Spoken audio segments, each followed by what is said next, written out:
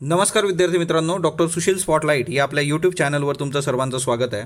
आज आपण 24 सप्टेंबर 2020च्या चालू घडामोडींचं विश्लेषण बघणार आहोत. तत्पूर्वी डॉक्टर सुशील स्पॉटलाईटला टेलिग्रामवर फॉलो करण्यासाठी डिस्क्रिप्शनमधली लिंक तुम्ही वापरू शकता. फेसबुकवर आपला ग्रुप आहे, तिथेही फॉलो करू शकता.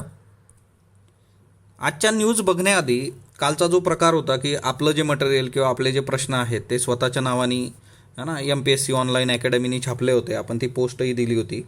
तर ह्या सर्व याच्यामध्ये ज्या सजग विद्यार्थ्यांनी हे सगळं आपल्या निदर्शनास आणलं आणि ऑब्वियसली आताचा जो विद्यार्थी आहे तो चोखंदळ आहे, त्या विद्यार्थ्याला माहीत आहे की कुठून मटेरियल कुठं कॉपी पेस्ट होतं आहे. तर त्या सर्वांचे खूप खूप आभार. आणि तुमच्याशिवाय स्पॉटलाईटचा प्रवास हा अशक्य होता. म्हणजे आजपर्यंत जे काही आहे तर विद्यार्थ्यांचा जो सपोर्ट आहे तिच्यामधूनच हे खूप प्रॉपरली वर्क होतं आहे आणि तीच एनर्जी आहे माझी. सो तुमचे सर्वांचे खूप खूप आभार. तर बघूयात, गव्हर्नमेंटनी जे काही 3 कोड पास केलेले आहेत लेबर संबंधीचे. आता PRS जे येईल ह्या महिन्याचं, त्या PRSमध्ये हे सगळे जे बिल्स असतील ते खूप प्रॉपर असतील, तर ते आपण तिथून कवर करूयात. तर मंथ एंडला PRS येईल, मग त्याच्यामधून. पण याच्यातले महत्त्वाचे मुद्दे काय आहे?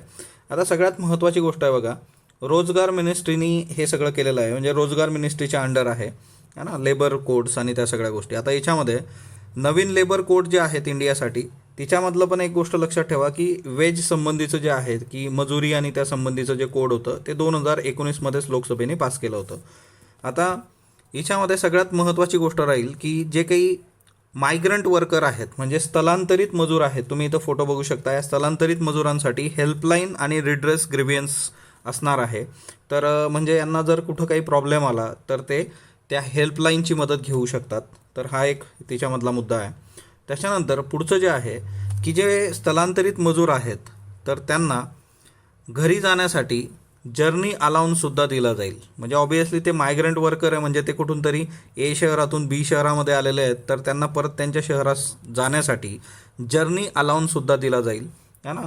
हे चाललेत बघा कार्यकर्ते जर्नी अलाउन्स घेऊन, है ना, खुश झालेत ते. फक्त हे इम्प्लिमेंट होणं गरजेचं आहे आता बघा, कारण गव्हर्नमेंटकडं कुठलाही डेटा नाही आहे.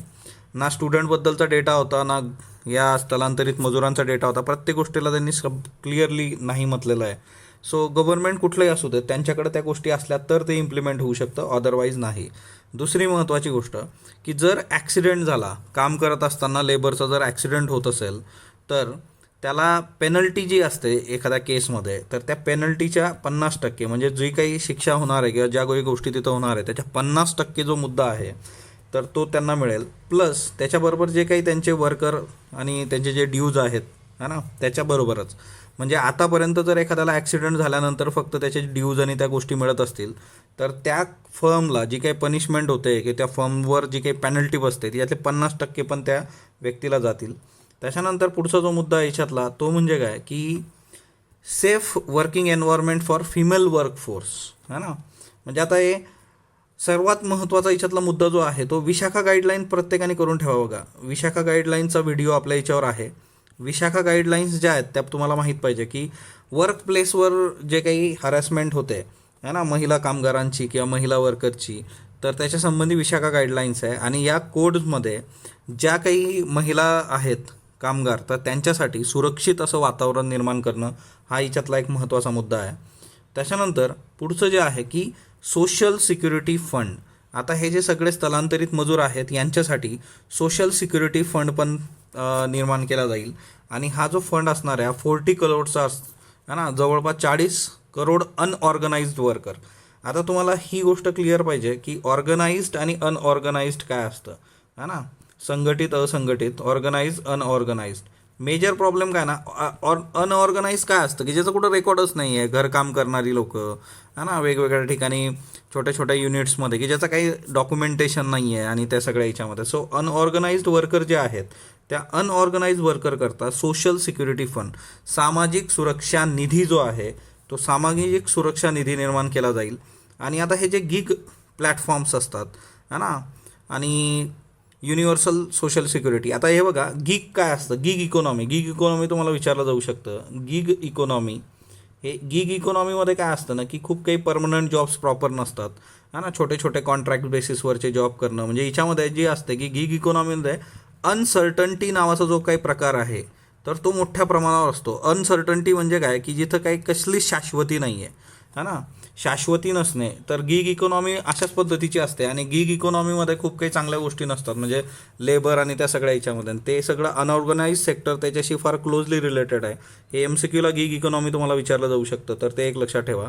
त्याच्यानंतर मग यांना सोशल सिक्युरिटी फंड आहे. त्याच्यानंतर 50 करोड वर्कर्स जे आहेत, मग ते ऑर्गनाइज प्लस ऑर्गनाइज. बघा वरती जे होते, हा जो सोशल सिक्युरिटी फंड आहे हा 40 करोड अनऑर्गनाइज्ड वर्करसाठी आहे, आणि खाली जे आहे की 50 करोड मग तिच्यामध्ये ऑर्गनाइज्ड असतील, अनऑर्गनाइज्ड असतील किंवा सेल्फ एम्प्लॉयड असतील, है ना.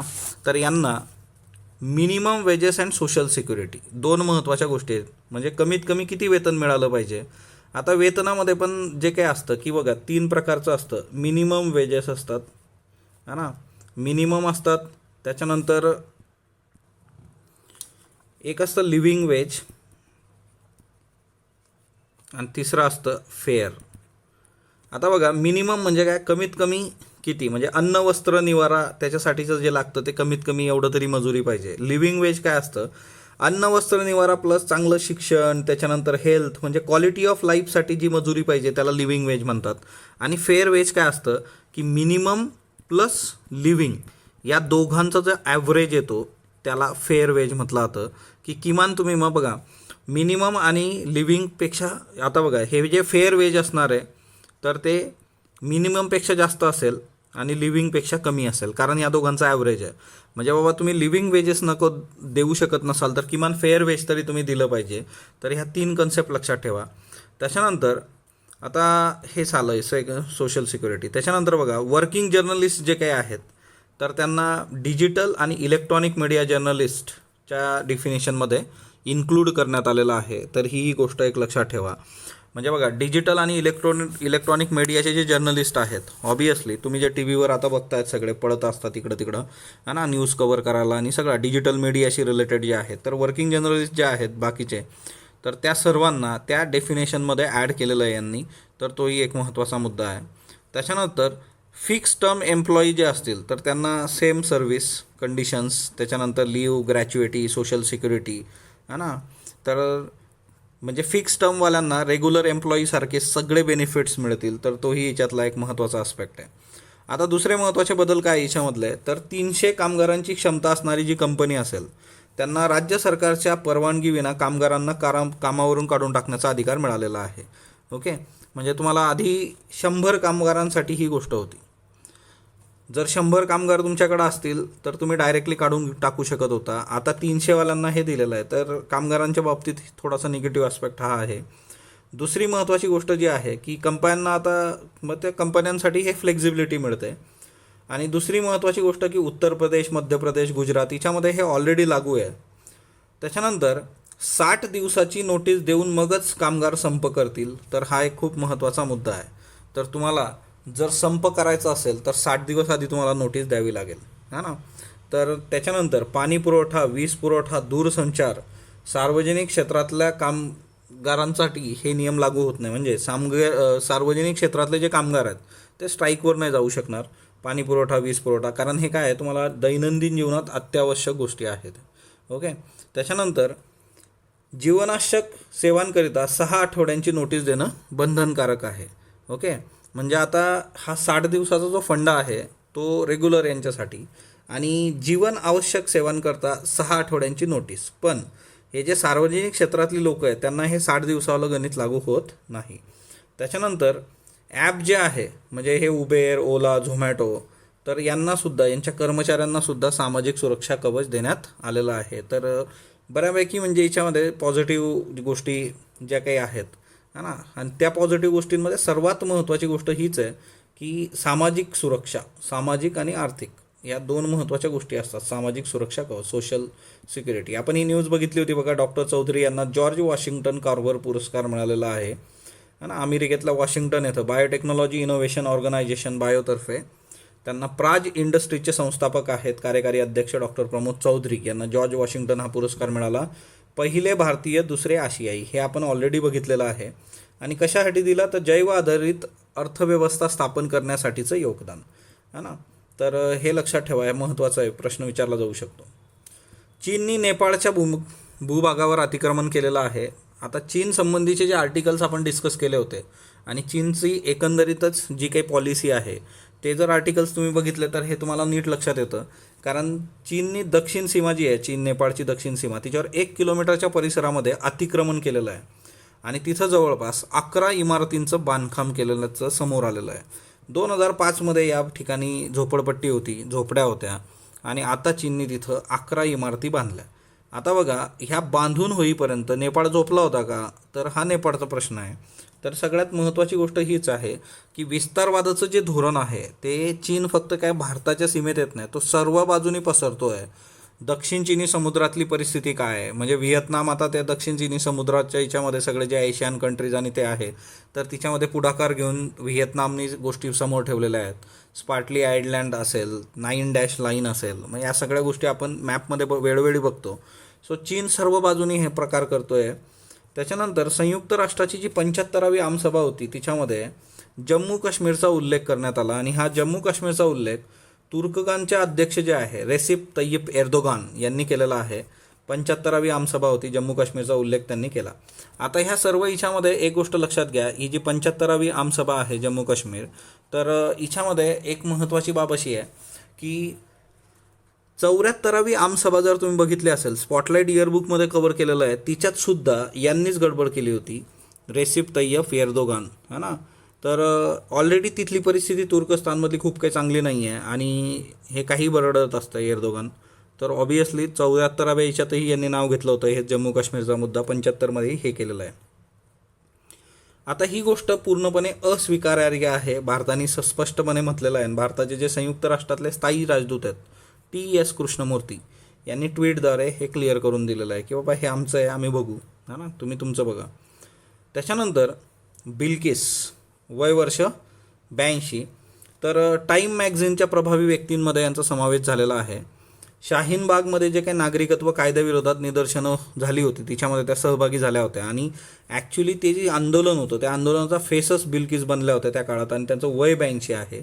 सो ह्या सगळ्या याच्यामध्ये टाईम मॅगझिनने आता जगातले जे काही 2020मधल्या 100 प्रभावी लोकांमध्ये त्यांचा समावेश केलेला आहे. हे सोडलं तर याच्यामध्ये आयुष्यमान खुराना आहे, प्रधानमंत्री आहेत आपले नरेंद्र मोदी, तेही आहेत टाइम्स मॅगझिनमध्ये, तर ते एक लक्षात ठेवा. त्याच्यानंतर यांचा जो फोटो आहे तो मी टेलिग्रामला पोस्ट करतो, बिल्किस यांचा तो राहिला आहे, बाकीचे फोटो घेतलेत, हा एक राहिला. आता याच्यामध्ये एक खूप महत्त्वाचा आर्टिकल आलेला आहे की फिमेल लिडरशिपबद्दल. 3 महत्त्वाचे देश आहेत बघा, एक आहे जर्मनी, दुसरा आहे तैवान आणि तिसरा आहे न्यूझीलंड. तर हे जे 3 देश आहेत, ओके, वेगवेगळ्या कॉन्टिनेंटमध्ये वेगवेगळ्या खंडात आहेत, जर्मनी, तैवान आणि न्यूझीलंड. यांचं वैशिष्ट्य असं आहे की या तिन्ही देशांमध्ये महिला ज्या आहेत त्या सर्वोच्च स्थानांवर आहेत आणि या कोविड-19मध्ये यांनी जे काम केलेलं आहे ते खूप चांगल्या पद्धतीने केलेलं आहे असं युनायटेड नेशनचा एक रिपोर्ट सांगतो, as compared to male counterparts. म्हणजे वेगवेगळ्या देशांमध्ये जे पुरुष प्रधान आहेत त्या देशाचे, त्यांचं जे काम आहे त्याच्यापेक्षा जर्मनी, तैवान, न्यूझीलंडच्या महिलांचं काम चांगलं आहे. आणि तिच्यामधून मग एक गोष्ट समोर येते की ज्यावेळेस क्रायसिस असतो त्यावेळेस महिलांची लिडरशिप ही अजून चांगली असते का, डिसिजन मेकिंगमध्ये त्या पुरुषांपेक्षा अग्रेसर आहेत का, तर हा डिबेट सुरू होतो. आता बरेचसे लोक त्याला काउंटर पण करतात. तर हा सगळा मुद्दा आहे. तर ही एक महत्त्वाची एक आणि जेंडर इश्यूज आणि लिडरशिपच्या बाबतीत. दुसरा याच्यातला महत्त्वाचा मुद्दा जो आहे भारताच्या ग्रामपंचायत आहेत, हा ना. तर ग्रामपंचायतमध्ये तुम्हाला रेफरन्सेस मिळतात की आरती देवी आणि अशा कितीतरी ग्रामपंचायतचे सरपंच आहेत की त्यांनी कंप्लीट चेंज केलेलं आहे ते गाव. सो तेही तुम्हाला मिळतं. त्याच्यानंतर इस्तर डफेलो यांचं उदाहरण आहे. आपण नोबेल लॉरेट, जे इकॉनॉमीचं नोबेल आहे बघा या वर्षाचं, मागच्या वर्षाचं, तर ते यांना जे मिळालेलं आहे ना, बॅनर्जी, इस्तर डफेलो, तर त्यांनी जे काम केलेलं आहे तर तेही खूप महत्त्वाचं आहे ना. तर तोही एक रेफरन्स यांनी दिलेला आहे. त्याच्यानंतर हे जे भारतामध्ये 1/3 जे काय आहे की लोकल, याला आपण 1/3 रिझर्वेशन महिलांसाठी दिलेलं आहे. महाराष्ट्राच्या बाबतीत ते आपण 50% केलेलं आहे. तर तोही एक फार महत्त्वाचा मुद्दा आहे की मग फक्त रिझर्वेशन असेल तर तिथं स्कोप मिळणार का, तर त्याच्यावर ही चर्चा यांनी केलेली आहे. कारण रिझर्वेशनच्या बाबतीमध्ये तुम्ही बघू शकता की स्टेट असेंब्लीजमध्ये किंवा लोकसभेमध्ये महिलांसाठीचं रिझर्वेशन एक्सटेंड करण्यासंबंधीचं जे बिल होतं ते बिल कधी आलं होतं, तर ते HD देवेगौडा गव्हर्नमेंटने आणलं होतं 1996मध्ये. परंतु वेगवेगळ्या पार्टीजनी, वेगवेगळ्या स्टेटनी त्याला अपोज केला आणि 2010मध्ये ते राज्यसभेत काही पास झालेलं नाही आहे. म्हणून भारतामध्ये फक्त जे आहे की लोकल लेवलला जे आहे महिलांना आरक्षण दिलं गेलेलं आहे आणि तिच्यामधून त्यांचं जे रिप्रेझेंटेशन आहे ते रिप्रेझेंटेशन ते वाढलेलं आहे. दुसरा मुद्दा जो आहे की तुम्ही जर बघितलं की रवांडासारख्या देशाचं यांनी उदाहरण दिलेलं आहे. रवांडासारख्या छोट्याशा देशामध्ये जवळपास 60% सीट्स ज्या आहेत लोअर हाऊसच्या त्या महिलांनी ऑक्युपाय केलेल्या आहेत. भारताचा विचार करता तर भारतामध्ये ही जी स्ट्रेंथ आहे म्हणजे वुमनचा जर विचार केला तर 14% स्ट्रेंथ आहे लोकसभेच्या फक्त. मग एकीकडं जी आहे जेंडर इक्वॅलिटी मग ती पॉलिटिकल रिप्रेझेंटेशनमध्ये नाही आहे का. तर असे सगळे खूप महत्त्वाचे मुद्दे जे आहेत ते याच्यामध्ये आहेत. ओके, सो अशा बेसिक गोष्टी. आणि शेवटी मुद्दा एकच राहतो की मग तुम्ही महिलांची जी लिडरशिप आहे त्याला कशा अँगलनी बघता, है ना. तर याच्यावर तुम्हाला येत्या काळामध्ये UPSCमध्ये हे खूप प्रोन आहे, याच्यावर प्रश्न विचारला जाऊ शकतो. आणि महिला जेंडर बजेट आणि त्या सगळ्या गोष्टी, महिला एम्पॉवरमेंट, तर MPSCमध्येही रेग्युलर हा AC जो आहे तो विचारला जातो. लोकसभा ॲडजॉर्न झाली बघा. आता हे तुम्ही सांगणार आहात कारण पॉलिटीचं जे आपण हे बघितलेलं आहे ॲडजॉर्न सिनेडू हे काय असतं हे तुम्हाला कमेंट बॉक्समध्ये सांगाल. कारण पॉलिटीच्या जी सिरीज आपण याची घेतली है ना, पार्लियामेंटची संसद जी कंप्लीट केली तर तिच्यामध्ये ह्या सगळ्या गोष्टी होत्या. ॲडजॉर्नमेंट काय असतं, ॲडजॉर्नमेंट सिनोडायचा अर्थ काय होतो, तर हे तुम्ही सांगणार आहात. जसं कालच्या याच्यामध्ये बऱ्याच लोकांनी तो कालचा जो मुद्दा होता तो क्लिअर केलेला आहे. सो पॉईंट ऑफ ऑर्डर जे होतं ते, तर हे तुम्ही सांगणार आहात. आता ही जी शॉर्टेस्ट सेशन होतं हे आतापर्यंतचं है ना, one of the shortest session पार्लमेंटचं. आणि याच्यामध्ये जवळपास 25 बिल पास केलेले आहेत है ना, ऑपोजिशनने बायकॉट केलेलं आहे, सगळ्या गोष्टी आहेत. याच्यामध्ये एक दुसरी महत्त्वाची गोष्ट होती की लोकसभेचे जे स्पीकर होते ओम बिर्ला यांनी 0 आवरसाठी बऱ्याचशा MPsला जास्तीचा वेळ दिला. कारण एव्हाना रेग्युलर हिच्यामध्ये त्यांना वेळ मिळत नाही, ते त्यांचं म्हणणं मांडू शकत नाही. सो हिच्यामध्ये त्यांनी जास्तीचा वेळ त्यांना दिला. आणि त्याच्यामुळे प्रल्हाद जोशी जे आहेत त्यांनी त्यांना ओम बिर्लांना काय म्हटलेलं आहे, हिरो ऑफ 0 आवर. लक्षात ठेवा हे हिरो ऑफ 0 आवर. ओके, जो काही हिरो आहे बाबा है ना, मिस्टर ओम बिर्ला, तर हे कोण आहेत, आपले स्पीकर आहेत. तर स्पीकर यांच्या बाबतीमध्ये ती लक्षात ठेवा की त्यांना म्हटलं कुणी आहे, प्रल्हाद जोशी. प्रल्हाद जोशी यांनी त्यांना हिरो ऑफ 0 आवर म्हटलेलं आहे. Okay, 0 hero. तर हे एक लक्षात ठेवा. प्रोडक्टिव्हिटी या लोकसभेची 167% होती है ना, 25 बिल पास केल्यामुळे. तर हे पण एक महत्त्वाचं आहे. त्याच्यानंतर दुसरा मुद्दा जो आहे की स्कूल्स जे आहेत तिच्यामध्ये 40% टॉयलेट्स नाही आहेत. कॅगचा रिपोर्ट आहे बघा. आता हिच्यामध्ये एक स्कीम लक्षात ठेवायची, ती म्हणजे स्वच्छ विद्यालय अभियान. ओके, स्वच्छ विद्यालय अभियान. आता हे स्वच्छ विद्यालय अभियान जे होतं, हे स्वच्छ विद्यालय अभियान जे आहे तर ते ministry of HRD human resource. आता हे द हिंदू विसरलं आहे की याचं नाव आय थिंक है ना, एज्युकेशन टाकायचं आता सर्वदूर, एज्युकेशन मिनिस्ट्री. ही सुरू झाली होती 2014मध्ये. आणि हिच्यामध्ये ह्याच गोष्टी होत्या, मग स्वच्छ विद्यालय की बाबा तिथं प्रॉपर वॉशरूम, त्याचा क्लीनलीनेस आणि त्या सगळ्या गोष्टी. परंतु अजूनसुद्धा 40% स्कूलची अवस्था अतिशय वाईट आहे. टॉयलेट्स असतील तर वापरण्यायोग्य नाही आहे, पाणी नाही आहे. तर तुम्ही एवढं लक्षात ठेवा, स्वच्छ विद्यालय अभियान 2014 एज्युकेशन मिनिस्ट्री. त्याच्यानंतर चायना कार्बन न्यूट्रल होणार आहे 2060मध्ये है ना, वाट बघा. सो कार्बन न्यूट्रल होण्याचं त्यांनी टार्गेट ठेवलेलं आहे 2060. तर चीनद्वारे. आता कार्बन न्यूट्रल काय असतं, कार्बन न्यूट्रल म्हणजे काय की तुम्ही जे प्रोडक्शन करताय आणि एक्सेस है ना तुमच्याकडचं, तर त्या न्यूट्रली आणायचं त्याचं. कारण इमिशनच्या बाबतीमध्ये तुम्ही जर आज जगात विचार केला तर 1 नंबरला कोण आहे, चायना. सर्वात जास्त इमिशन्स जे आहेत तर ते चायना करतं. 2 नंबरला मग US आहे. 3 नंबरला आपला नंबर लागतो. ॲक्च्युली इथं मध्ये युरोपियन युनियन कन्सिडर केली तर ती वर येते, पण तिच्यामध्ये बरेचसे देश आहेत. सो हे असले सिंपल प्रश्न पण MPSC प्रिलिम्सला आलेले आहेत की सर्वात जास्त उत्सर्जन करणारा देश कुठला, तर तो चायना आहे. ओके, सो चायनाने हे केलेलं आहे की वर्ल्ड्स बिगेस्ट पोल्युटर चायना. ओके, की आम्ही 2060पर्यंत कार्बन न्यूट्रल होऊ म्हणून. त्याच्यानंतर है ना, हा चेहरा बघावं. मराठी चित्रपट जर तुम्ही बघत असाल आजही जुने चित्रपट, तर हा चेहरा तुम्हाला आठवत असेल है ना. हा आताचा फोटो आहे त्यांचा प्रेझेंट. पण सुखटणकर ज्या होत्या है ना, सरोज सुखटणकर यांचं निधन झालेलं आहे, वय वर्ष 84. ज्येष्ठ अभिनेत्री होत्या. मराठी नाटक असेल, मालिका असेल, चित्रपटात आईची भूमिका वगैरे जी आहे यांची ती खूप गाजलेली आहेत. मराठी चित्रपटात आईच्या भूमिका करायच्या. तर नाटकं जी आहे त्यांची नर्तकी आहे, वादळवेल आहे, चित्रपट जे आहेत, एकटा जीव सदाशिव, ज्योतिबाचा नवस, दे दनादन, लेक चालली सासरला, भरपूर पिक्चर्स आहेत, है ना. पण कधी प्रश्न यांच्यावर विचारला जाऊ शकतो. सरोज सुकटणकर खूप महत्त्वाचं नाव आहे. फ्लोरेन्स होव जे आहे ते 1970मध्ये यांनी अमेरिकेत फेमिनिस्ट प्रेस सुरू केली होती. आता फेमिनिस्ट काय असतं की स्त्रीवादी, है ना, प्रकाशन संस्था. स्त्रीवाद म्हणजे काय ना, याचं सिम्पल एक लक्षात ठेवायचं, स्त्रीला एक व्यक्ती म्हणून दर्जा द्या, दॅट्स इज स्त्रीवादी. ओके. एक मग त्याच्यामुळे काय झालेलं आहे, अख्ख्या जगात स्त्री प्रकाशनाची चळवळ सुरू झाली, स्त्रियांबद्दलच्या अभ्यासाला आकार दिला गेला यांच्यामुळे. आणि इंग्लंडमध्ये मग द विमेन्स प्रेस 1977ला सुरू झाली. भारतात काली फॉर वुमेन 1984ला सुरू झाली. MCQ करता खूप महत्त्वाचं आहे बघा हे, भारतातली काली फॉर वुमेन 1984, हा ना, हा त्यांचा फोटो आहे. तर हे एक लक्षात ठेवा. त्याच्यानंतर नेक्स्ट वन, आपले जे रेल्वे राज्यमंत्री बेळगावचे, कर्नाटकचे भाजपचे आमदार जे आहेत, सुरेश अंगडी यांचं निधन झालं आहे काल, वय वर्ष 65. करोना विषाणूमुळे यांचं निधन झालेलं आहे. आणि करोना विषाणूमुळे निधन झालेले पहिले केंद्रीय मंत्री आहेत ते. म्हणजे आमदार खासदार यांना बरीच लागण झालेली आहे, मंत्र्यांनाही लागण झालेली आहे. बेळगावमधून चौथ्यांदा खासदार झाले होते. आता बघा, सुरेश अंगडी हे एम्समध्ये ॲडमिट होते. एम्स टॉप लेवलचं सगळं मिळूनसुद्धा असं घडलं. आणि याच्यातून ही गोष्ट क्लिअर होते की, है ना, करोना ही गोष्ट सिरियसली घेण्यासारखी आहे. हे सुरेश अंगडी आहेत, बेळगावचे 4 वेळाचे खासदार आहेत बघा, तिथून 4 वेळा निवडून आलेले आहेत. कालचे प्रश्न घ्या.